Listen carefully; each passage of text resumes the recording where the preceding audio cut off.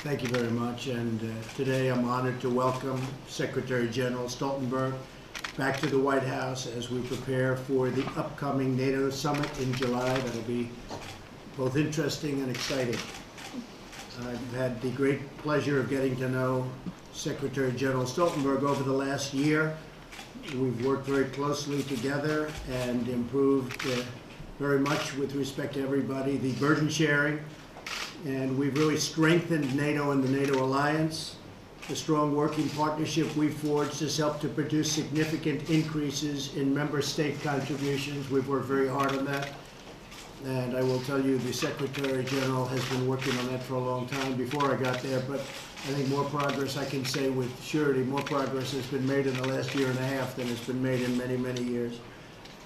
We're delighted to report that last year, as a result of our joint efforts, we witnessed the single largest increase in defense spending among European member states and Canada in a quarter of a century.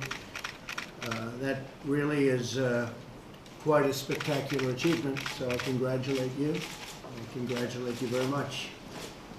We really have worked in many respects, but that was, I think, a big one. We had countries that were not paying what they were supposed to be paying now. Most countries are, not all, and I think you'll be able to handle the ones that aren't, right? I have confidence. This afternoon, I want to thank the 7 NATO nations, in addition to the United States, who will meet their 2% NATO defense spending. Now, unfortunately, we pay much more than 2%, which is probably unfair, and unfair to the taxpayers of the United States. But the 2% number that's met is Poland, Romania, Estonia, Latvia, Lithuania, Greece, and the United Kingdom, and they're right up to snuff. They paid, they were on time, they paid the number that they're supposed to be paying. We have some that don't, and they'll be dealt with. As a result of these contributions, NATO is much stronger, taking in billions and billions of dollars more money than they ever have before. But as the Secretary General and I have discussed, more work needs to be done. We're still waiting on 20 member states to meet their NATO commitments and spend at least 2% on defense. And 2% is a very low number. The number really should be 4%. 2% is a very low number. In particular, Germany must demonstrate leadership in the alliance by addressing its long-standing shortfall in defense contributions. Germany has not contributed what it should be contributing, and it's a very big beneficiary, far bigger than the United States, frankly. In addition to that, as you know, they're buying massive amounts of gas from Russia and paying billions and billions of dollars. So I think that's something we'll be discussing later, and we'll be discussing that at our meeting and probably long before the meeting. We're going to successfully confront the full range of threats, and we're going to need every member state to honor its obligation. So as we've just said, some do and some don't. Today, the United States reaffirms our commitment to Article 5 and the Mutual Defense Pact. We renew our call on nations to demonstrate their commitment to the alliance through their actions, including by increasing their defense contributions under Article 3 requirement for preparedness and military capacity. You have to be prepared. You never know what's going to happen. I've also called on NATO to improve its counterterrorism capabilities. Since the founding of the alliance, terrorism has claimed more lives in NATO countries than any other security threat. Think of that. This was something that years ago wasn't even a subject. And I would talk about it all the time on the campaign, and in all fairness to Secretary General Stoltenberg, he listened to me, and they have a great counterterrorism operation. We appreciate that.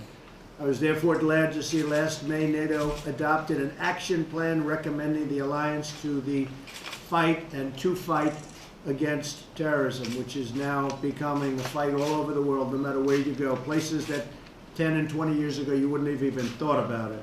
I also discussed with Secretary General Stoltenberg our commitment to stopping nuclear proliferation, including the denuclearization of the Korean Peninsula. We want a future of safety, security, peace for all Koreans and for the entire world.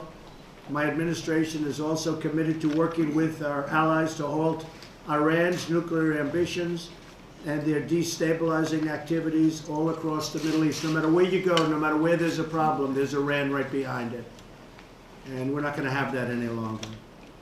I have said before, our nations must be strong from within to defend ourselves from threats outside. The strength of the NATO alliance does not depend on military might alone, but also the deep ties of history, culture, and tradition that have long united our civilization. Now we must renew these ties and rededicate ourselves to our shared heritage. And in heritage, we want a heritage of peace. Strength, but peace. Strength, but peace. I want to thank you, Secretary General, for joining us at the White House. It's a great honor. And for working with us to fortify the NATO alliance, which has proudly stood for 7 decades as the bulwark of freedom, security, and prosperity. Together, we will make NATO and the NATO alliance stronger. We need fairness. We need to be reciprocal. Countries have to be reciprocal in what we're doing. Unfair that some countries pay and some countries work and some countries are loyal and terrific and other countries aren't, and we just can't have that. So we're working on that together. A great honor to be with you. Thank you very much. Thank you. Thank you so much, President, for hosting me and my delegation here at the White House. It's great to see you again. And in uncertain times, we need a strong NATO, so I would also like to thank you for your strong commitment to our alliance. Last time we met, your main message was that NATO had to do more in the fight against terrorism and more on defense spending. All NATO leaders agreed, and now we are delivering. We are stepping up our efforts in the fight against terrorism in Afghanistan, where we are increasing the number of trainers and the support for the Afghan government, and also in Iraq, where we also plan to launch a new training mission at the summit, at the NATO summit in July. On defense spending, I would say that I agree with you. We have to do more. And I would like to thank you for your leadership. And it has really it is impacting allies, because all allies are now increasing defense spending. They're adding billions to their budgets. So your leadership on defense spending has really helped to make a difference, and that's something I thank you for. After years of decline, all allies have started to increase defense spending. No allies are cutting the budgets anymore, and more allies are at 2% of GDP for defense. But I also agree that we have to do more, so allies will continue to work on defense spending, because we need to invest more in our security when the world is more unpredictable as it is today. We also support your efforts to try to find a peaceful and negotiated solution to the crisis on the Korean Peninsula. The aim should be to denuclearize the Korean Peninsula, to make sure that there are no nuclear weapons there, and also to stop not only the development of nuclear weapons, but also the missile program. So therefore we support the initiative and the work for having a summit. We think it's important also to make sure that we still have pressure on North Korea, and North Korea has to seize this opportunity, this historic opportunity, to solve the crisis on the Korean Peninsula.